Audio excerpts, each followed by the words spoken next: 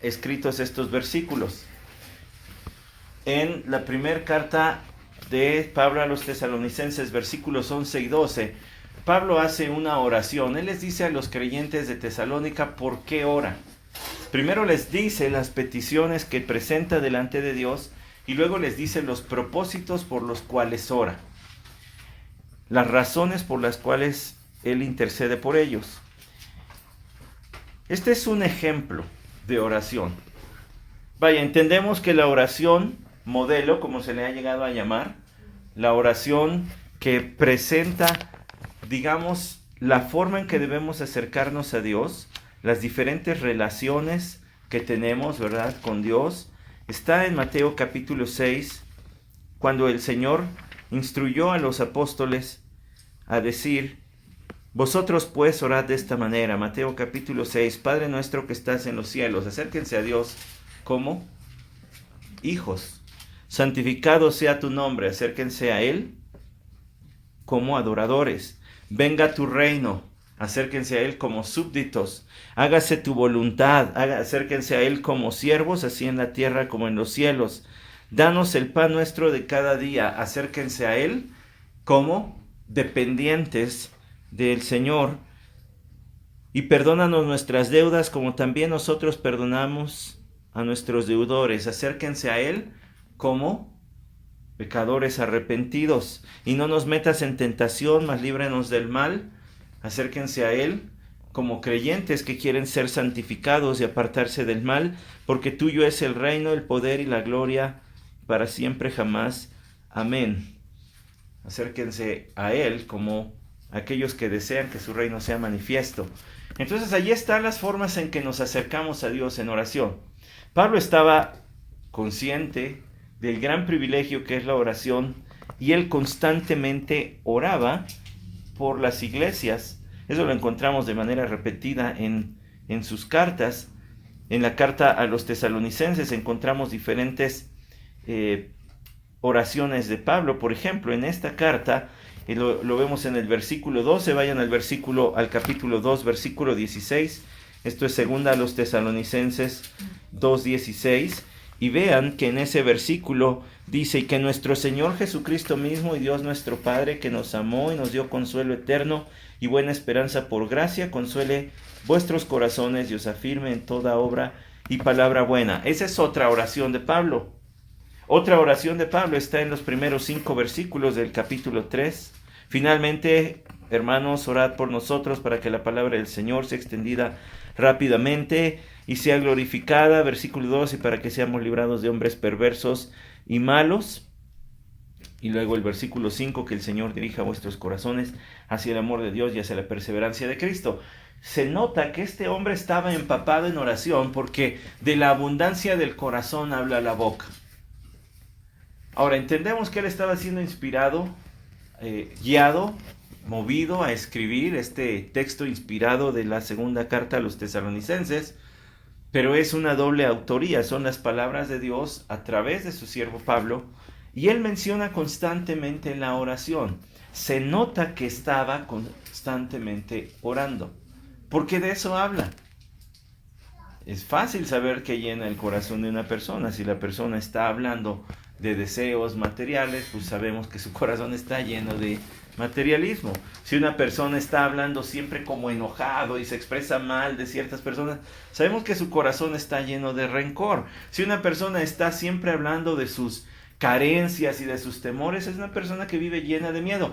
Pablo hablaba mucho de la oración porque se nota que es un hombre que estaba constantemente orando. Los versículos 11 y 12 de este primer capítulo es claro en ese sentido. El propósito de Pablo en la oración de los creyentes de Tesalónica, noten que él no dice que cambie su situación. Pablo no estaba orando porque Dios cambiara la situación en la que estaban viviendo. Pablo estaba orando para que ellos fueran cambiados. Se los voy a repetir. Pablo no estaba orando para que Dios cambiara las circunstancias de persecución de los tesalonicenses. Pablo estaba orando para que los tesalonicenses fueran cambiados en medio de su situación. Él estaba orando por santificación y no por socorro. Él estaba orando por avance en santidad y no por auxilio en medio de la dificultad. Pablo estaba orando porque los creyentes de Tesalónica se movieran hacia Cristo y no simplemente huyeran de la persecución. Eso ya de por sí es una buena lección para nosotros. Nosotros debemos aprender a valorar más la santidad, la santificación, que nuestra comodidad e incluso nuestro bienestar. Por eso les dice en el versículo 11, con este fin, también nosotros oramos siempre por vosotros. ¿Cuál fin? Bueno, noten que el contexto es cuando Él venga para ser glorificado en sus santos y para ser admirado por todos los que han creído. Entonces el fin, el propósito por el que Pablo va a orar es por la glorificación de los creyentes, que Cristo sea glorificado en los creyentes. Eso queda claro si leemos el versículo 12, a fin de que el nombre de nuestro Señor Jesús sea glorificado en vosotros. El propósito de la oración de Pablo es que el nombre de Cristo sea glorificado y no que los creyentes sean reconocidos, exaltados, librados de lo que estaban viviendo, sino que Cristo sea exaltado, que Él sea glorificado. Que Él sea glorificado en los creyentes, y eso lo hablábamos la semana pasada. Llegará el día, el que se refiere el versículo 10, cuando Cristo vuelva y los creyentes mostremos de forma final, completa, real, tangible, el fruto del Espíritu completamente.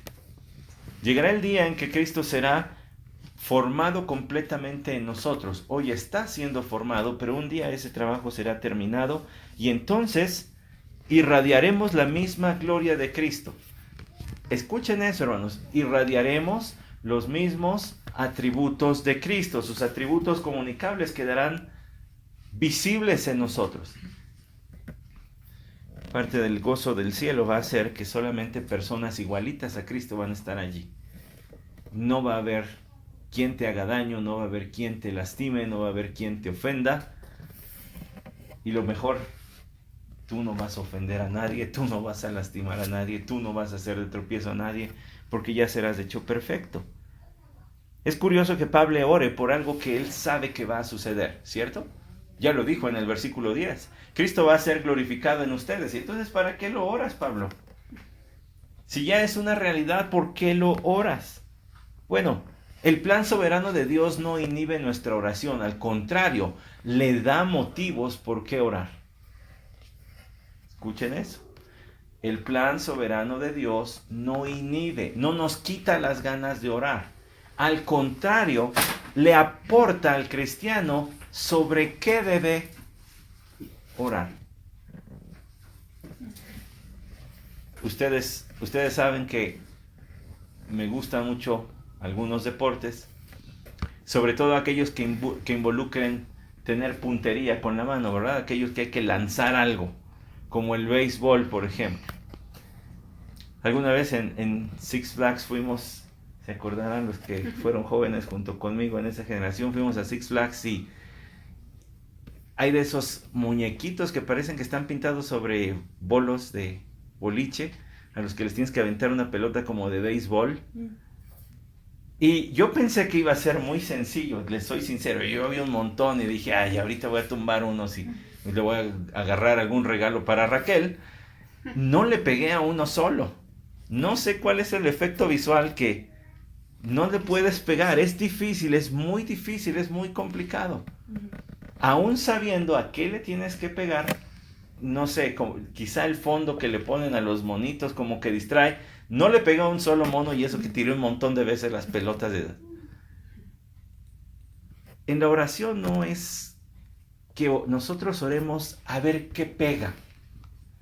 Es que si nosotros sabemos cuál es la voluntad de Dios, sobre eso oramos. No oramos al aire, a ver cuál de todas estas peticiones, como dicen A mí no me gusta el dicho porque no me gusta el chicle, pero como dicen, chicle y pega. A ver, ¿cuál de estas cae? No, tenemos peticiones muy claras si conocemos la voluntad de Dios. Les doy, por ejemplo, algunos textos que hablan de lo firme que son los propósitos de Dios. ¿Recuerdan Job 42:2?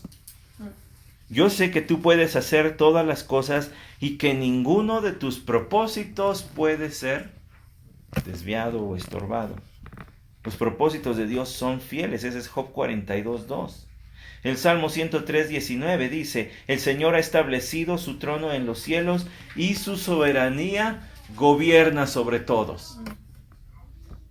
Todo lo que sucede es parte del plan de Dios.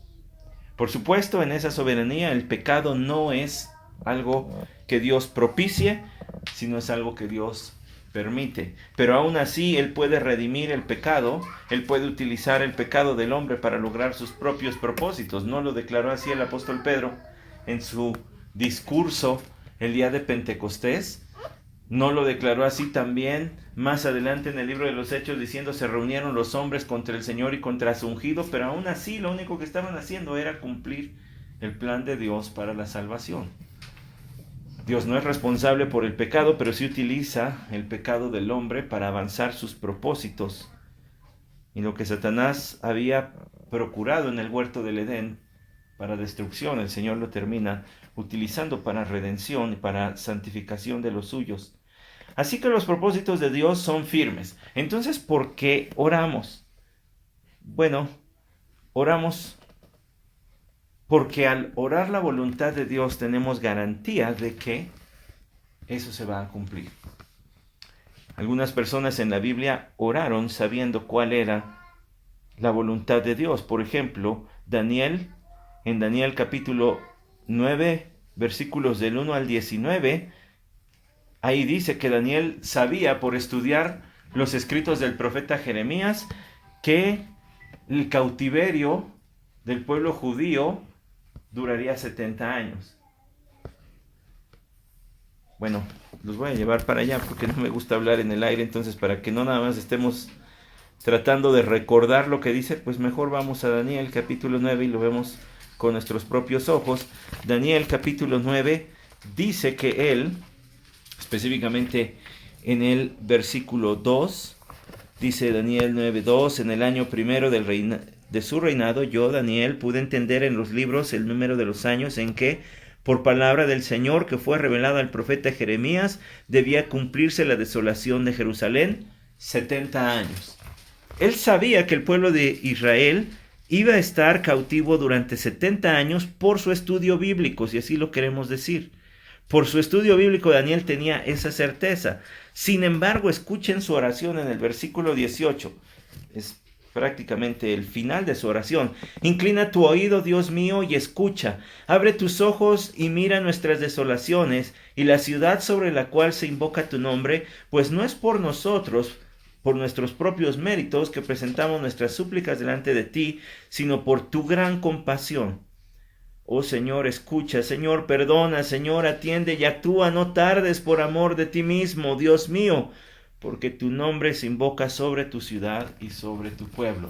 Él sabía cuál era el propósito de Dios y cómo estaba determinado en la Escritura cuánto iba a durar el cautiverio, pero aún así vaciaba su corazón diciendo: Señor, yo sé cuál es tu voluntad, pero si es posible, no tardes. Entonces se sometía a la voluntad del Señor, pero aún así intercedía, e intercedía por el pueblo. Y si este cautiverio ha de durar, pues ayúdanos. Ahora, hay otra cosa. Daniel dice: no tardes por amor de ti mismo, porque tu nombre se invoca sobre tu ciudad y sobre tu pueblo. Oramos para la gloria de Dios. Oramos para que Él sea reconocido. Señor, no es por nosotros, es por tu nombre, es por tu fama, es por tu gloria. El Señor Jesucristo sabía acerca de el futuro de Pedro. ¿Recuerdan lo que dice Lucas capítulo 22, versículo 31? Lucas 22:31, dice lo siguiente: Simón, Simón, mira que Satanás os ha reclamado para zarandearos como a trigo, pero yo he rogado por ti para que tu fe no falte, y tú, una vez que hayas regresado, fortalece a tus hermanos. El Señor sabía cuál era el futuro de Pedro, pero aún así oraba.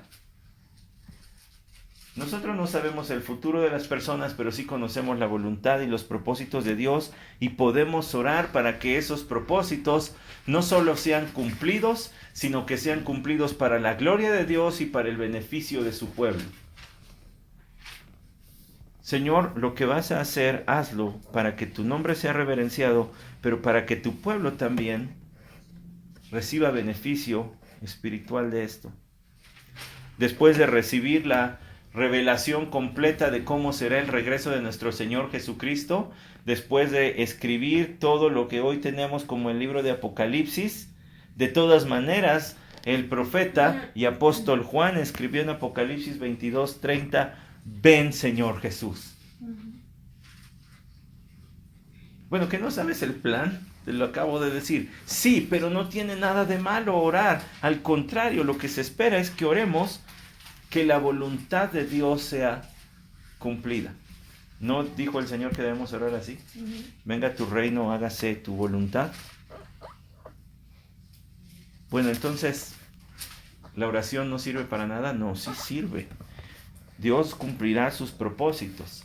Él los llevará a cabo. Pero en el tiempo en que esto sucede, sus hijos, sus creyentes, su pueblo es beneficiado por el hecho de acercarse a Él en oración, por el hecho de orar lo que es conforme a su voluntad y gozarse cuando esto se lleva a cabo, y además porque la oración del justo puede mucho, de acuerdo a Santiago 5:16. ¿Recuerdan la historia del rey Ezequías? Un rey de Judá, a quien le fue dicho por el profeta Isaías en segundo libro de Reyes 21. El profeta Isaías le dijo de parte del Señor: Ezequías, vas a morir de lepra. Y el rey, en dolor, en arrepentimiento, clamó al Señor, y el Señor le prolongó su vida 15 años. De todas maneras murió de lepra, pero el Señor le prolongó la vida, le permitió vivir más tiempo. Lo cual nos debe decir, hermanos, que nosotros, al ver la voluntad de Dios, no debemos, al conocer lo que Él ha revelado en su palabra, al saber su plan soberano, eso no nos debe hacer desistir de orar, sino nos debe llevar a orar porque nos da motivos y peticiones específicas que pedirle al Señor. Por ejemplo, Pablo en este versículo 11 da algunos motivos muy específicos. ¿Cómo vamos a saber que el Señor está respondiendo a nuestras oraciones a menos de que oremos algo que es específico? Pues sí, Pablo así lo hacía.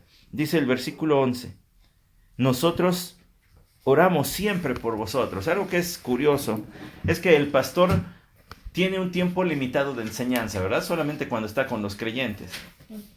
Pero no tiene límite para la oración. Y Pablo entendía eso. Yo les puedo enseñar mientras que esté con ustedes, pero puedo orar por ustedes todo el tiempo. Y esa es una gran ventaja. Y él dice, lo que oro por ustedes es que nuestro Dios os considere dignos de vuestro llamamiento y cumpla todo deseo de bondad y obra de fe con poder. 3 peticiones distintas. Escuche cuáles son esas. La primera, él dice, número 1, que el Señor os considere dignos. Pablo pedía una vida digna del llamamiento con el que fueron llamados. Eso, podríamos decir que esta petición engloba todo lo que deseamos para un cristiano. Pedir en específico o más específico sería decir, Señor, que mi hermano Raimundo ame como ama a Cristo, que se goce en cualquier situación como lo hace Cristo. Y empezar a desglosar, pero esta primera petición es amplia y abarca todas, pero de todas maneras es muy específica. que vivan una vida digna. Ahora, ¿saben a qué se refiere una vida digna?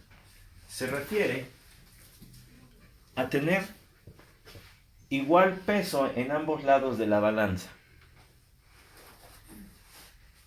La palabra que está ahí traducida como digna es la palabra griega axios, que en realidad quiere decir eso. Es balance, correspondencia. Si en una balanza pones 500 gramos, del otro lado pones 500 gramos y debe quedar perfectamente equilibrada. Pablo estaba diciendo, yo lo que le pido a Dios es que ustedes vivan una vida perfectamente en equilibrio, en armonía, con el llamamiento que Dios ha hecho de ustedes y de todos los creyentes para pronto. ¿Cómo es esa vida digna de los creyentes? Bueno, andando en el Espíritu, por ejemplo. Andando en el Espíritu de acuerdo a Romanos 8:4. Una vida digna es una vida de andar en el Espíritu. Es una vida de humildad, de acuerdo a Efesios 4:2. Y andad en humildad. Es una vida de pureza, de acuerdo a Efesios 5:3. Estoy dando las citas porque sé que muchos de ustedes las anotan y quiero que tengan la referencia para cuando la necesiten. También, una vida digna es una vida de estar contento con lo que tenemos y no ser ambiciosos. Primera a los Corintios 7:17. Es una vida de fe. Segunda a los Corintios 5:7. ¿Cuál es la de fe? Segunda a los Corintios 5:7, una vida de fe. Una vida en justicia, Efesios 2:10. En unidad, Efesios 4:3. Una vida en amor, Efesios 5:2.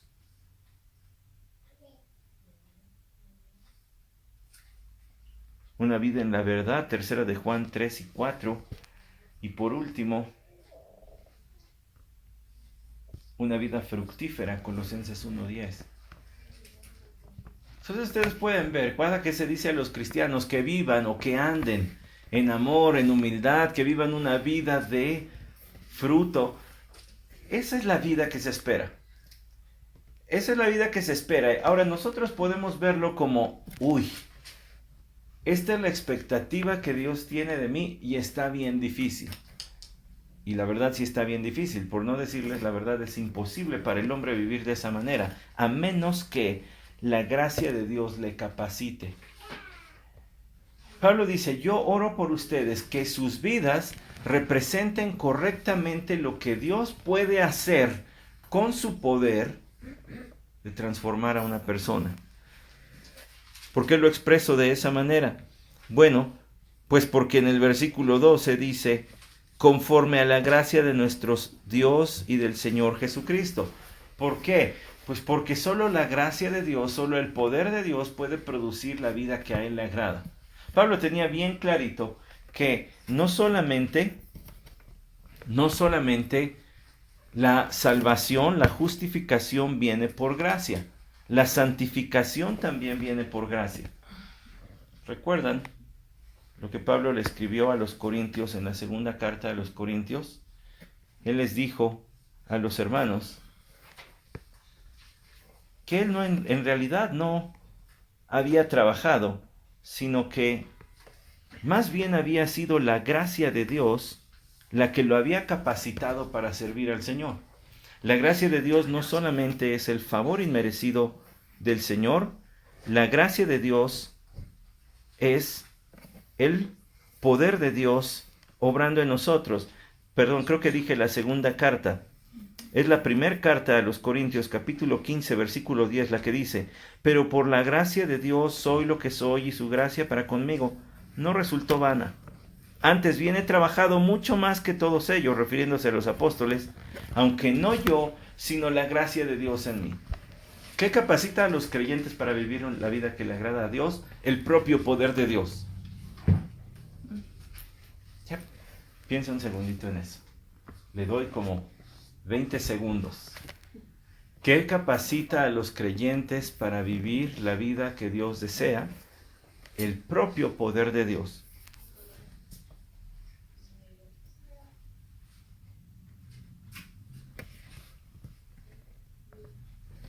La vida cristiana entonces no es el esfuerzo de, valga la redundancia, mi fuerza de voluntad, que yo intente. Por supuesto requiere obediencia, por supuesto requiere mi compromiso, pero es Dios quien produce en nosotros el querer como el hacer.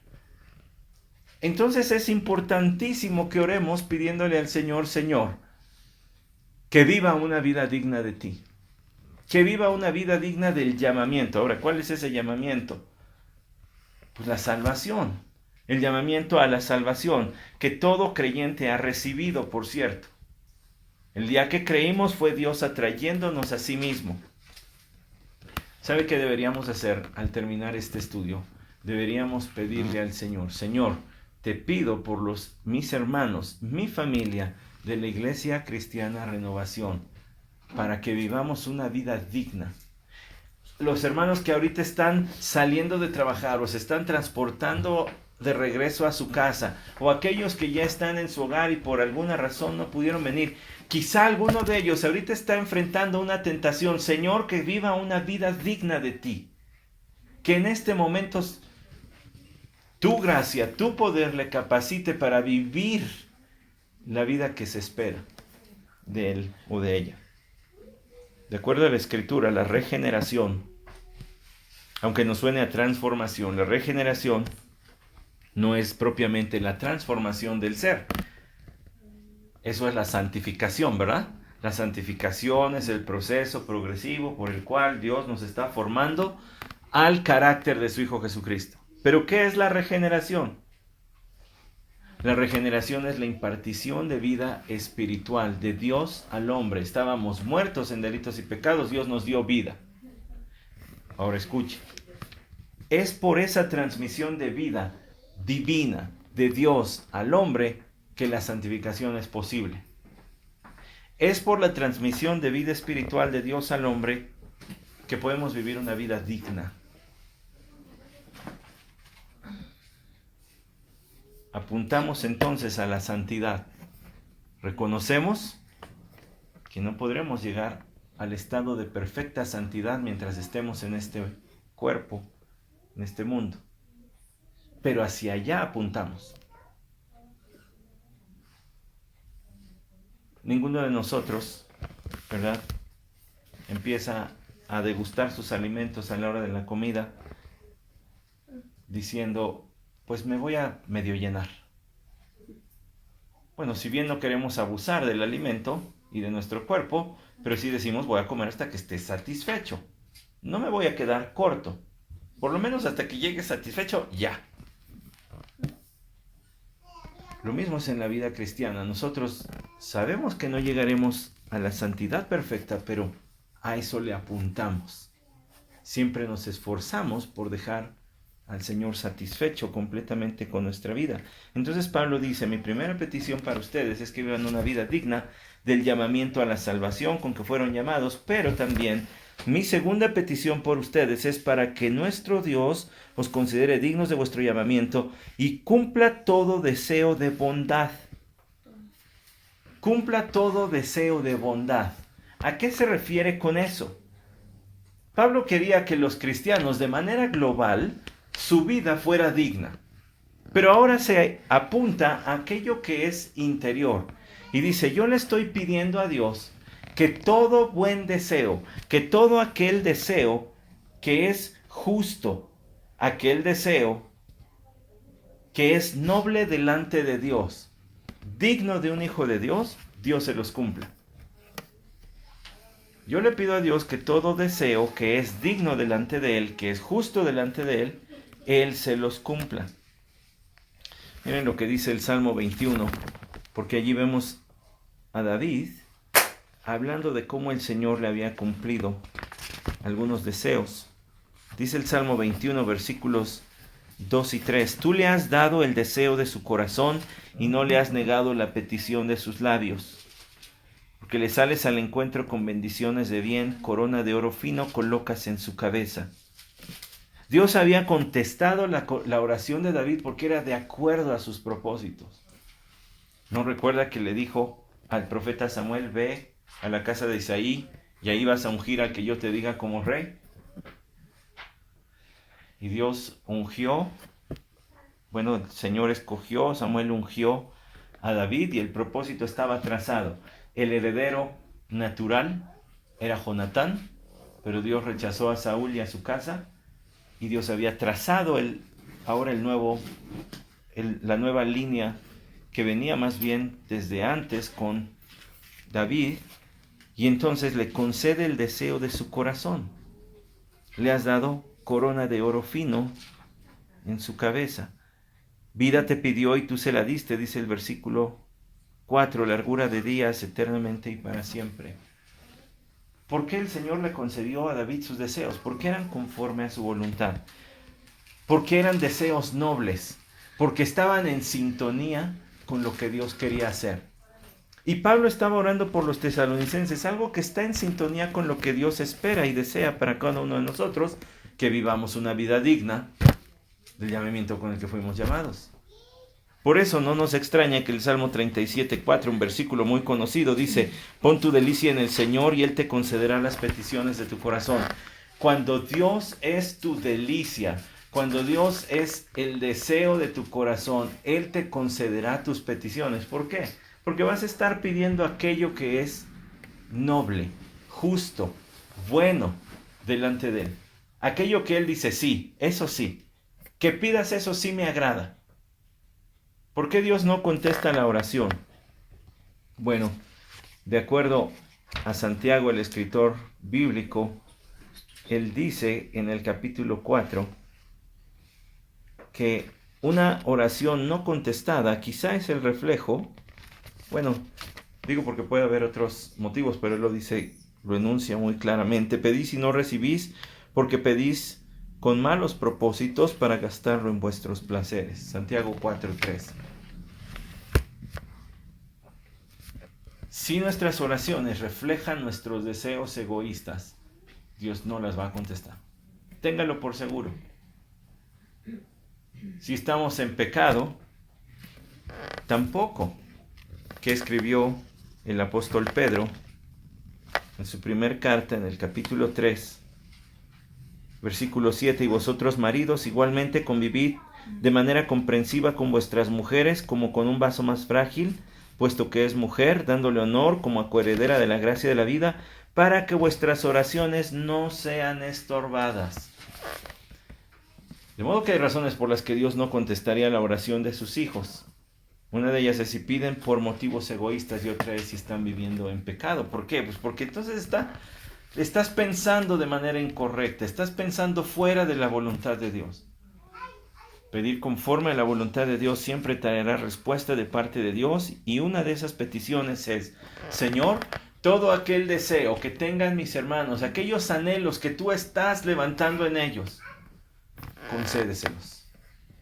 Aquellos anhelos que provienen de ti. Él produce el querer, ¿cierto? Entonces hay querer, hay deseos que Dios provoca en nosotros. Esos deseos que nos hacen tomar la Biblia, que nos hacen tomar el transporte para llegar a una reunión como esta. Esos deseos que nos hacen querer hablar de Jesús a nuestro vecino, amigo, compañero de trabajo. Esos deseos que nos llevan a pronunciar bendición y no maldición sobre las personas. Esos deseos que nos despierta el Espíritu de Dios. Pablo dice que el Señor se los cumpla. Y eso podríamos orar unos por otros. Señor, aquello que tú pones en el corazón, concédelo a los hermanos. Que ellos sean fieles en desear y en poner en práctica lo que tú quieres. Sigue despertando hambre de tu palabra en tu iglesia Renovación. Sigue despertando hambre de predicar tu evangelio. Sigue despertando amor unos por los otros. Así oraba Pablo por los tesalonicenses, que su amor abunde más y más, les decía. Sigue haciendo que nos amemos más. Sigue levantando ese deseo de poner el bienestar de mi hermano o de mi hermana antes que el mío. Eso es amor. Y no es un sentimiento, es una decisión, es algo que se decide, no que se siente.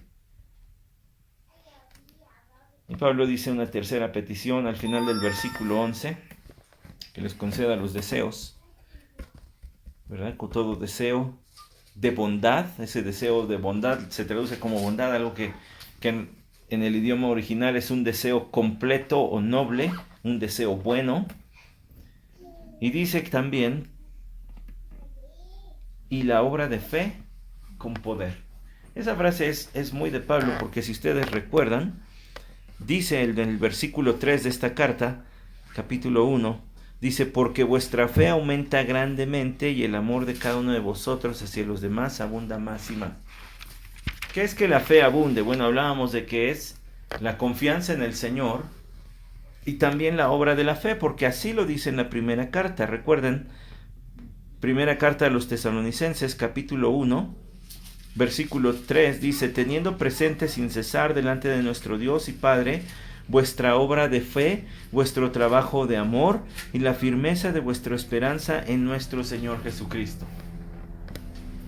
La obra de vuestra fe, vuestra obra de fe. ¿A qué se refiere Pablo con la obra de fe? ¿Quién se acuerda de eso?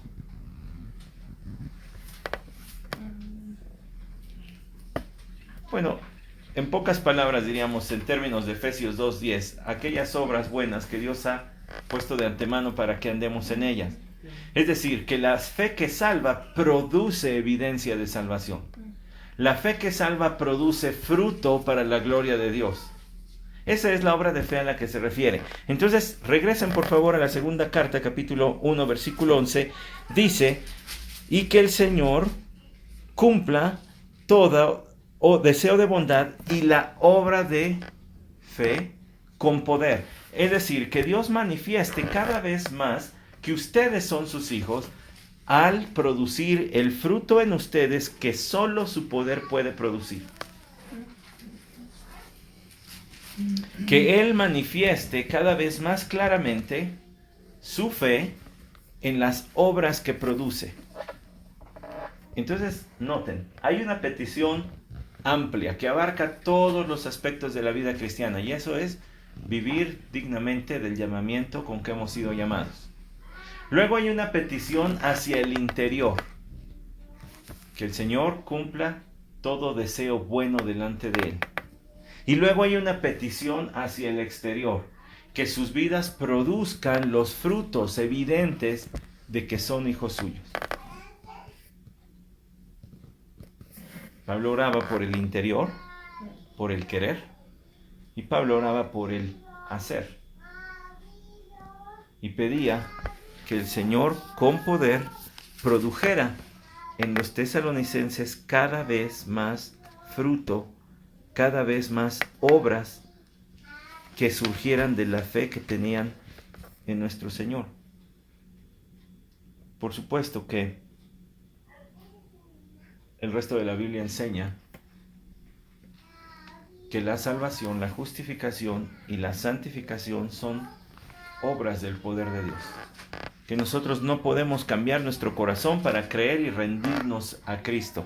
Que eso es algo que Él hace. Él nos atrajo. Él puso en nosotros la fe para creer en Él. Pero Él también produce en nosotros lo que le agrada.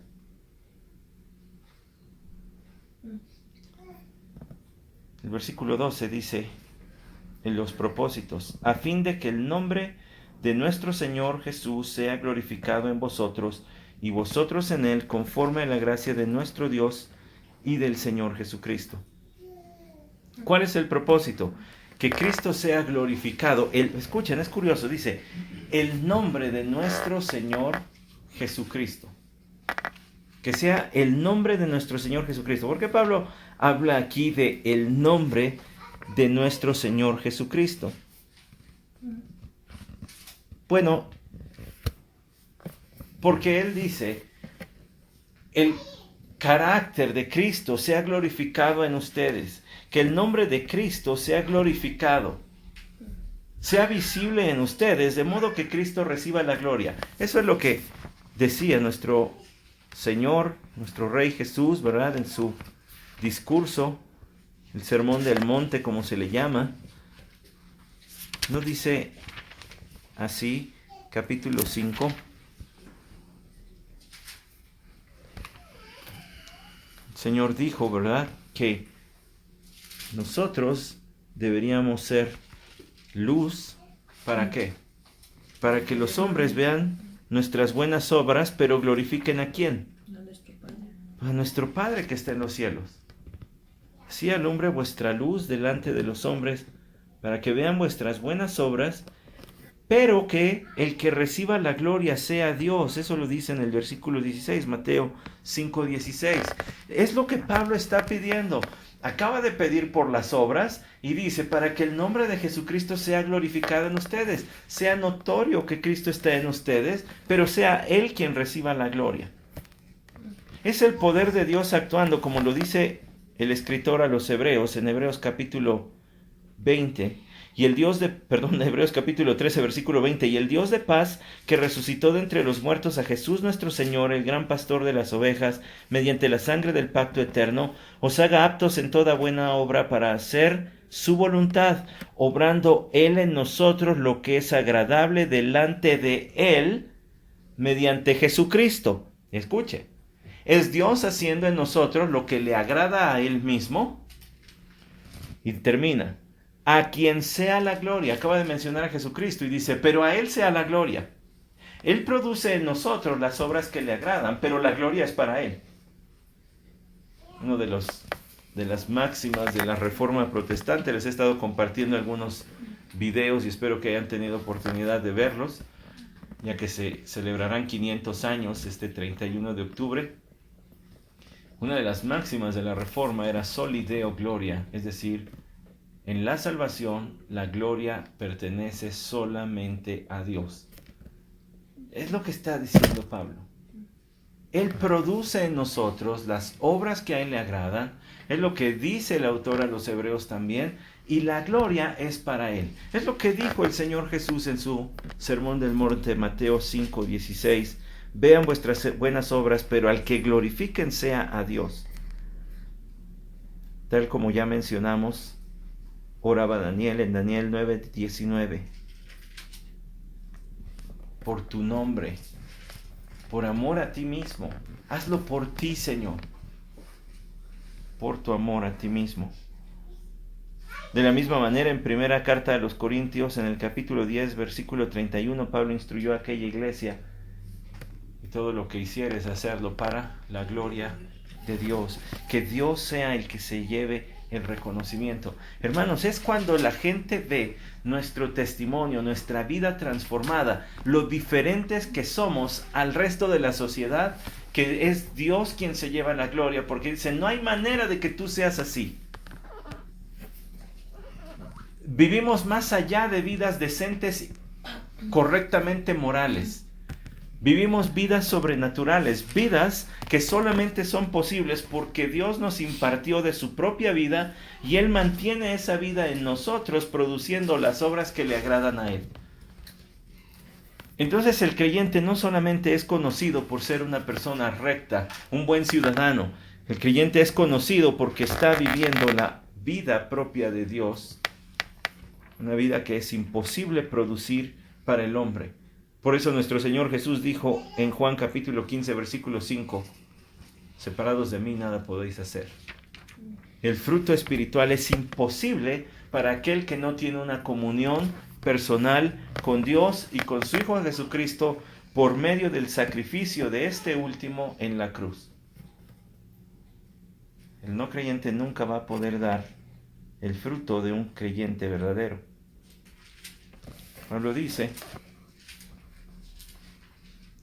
que vosotros seáis glorificados en Él. Bueno, ya había hablado de esa glorificación en el versículo 10, cuando Él venga para ser glorificado en sus santos.